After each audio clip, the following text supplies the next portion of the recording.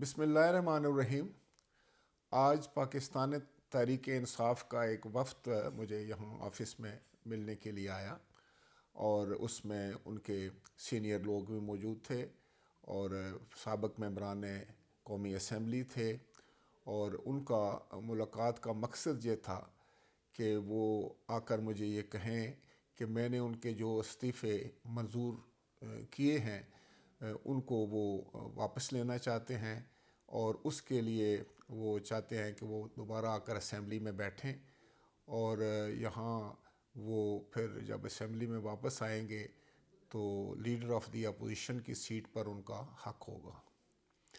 तो मैंने उनसे ये कहा कि बिल्कुल आप तशरीफ़ लाए हैं और मुझे बड़ी खुशी है,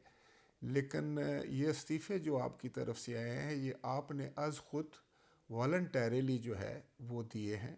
और उसके बाद आप बहुत अरसे तक इंसिस्ट करते रहे कि मैं आपके इस्तीफ़े मंजूर क्यों नहीं करता।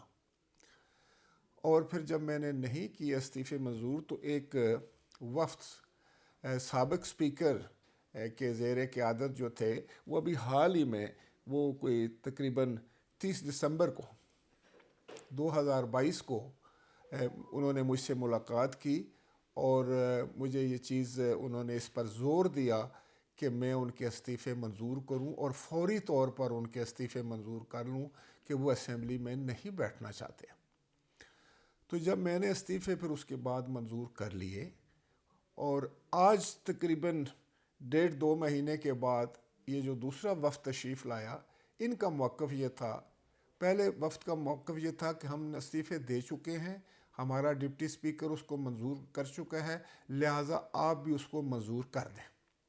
इनका मौक़िफ़ ये था कि हम लोग अपना इस्तीफ़ा जो है वो नहीं देना चाह रहे थे,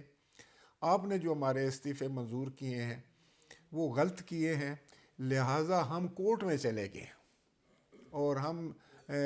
वहाँ से जो है वो हमें कोई डायरेक्शन मिली है कि जो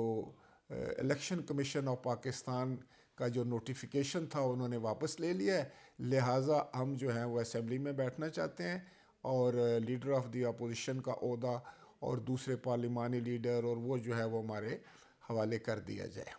तो मैंने उनसे यही गुजारिश की है कि ठीक है, आप लोग तशरीफ़ लाए हैं, सियासत में इस किस्म के जो मामलात हैं अगर वो जो सामने आते हैं तो उनका कोई ना कोई तदारक भी होता है, उनका कोई हल होता है। इस वक्त तो ये है कि मैंने तो आपका बहुत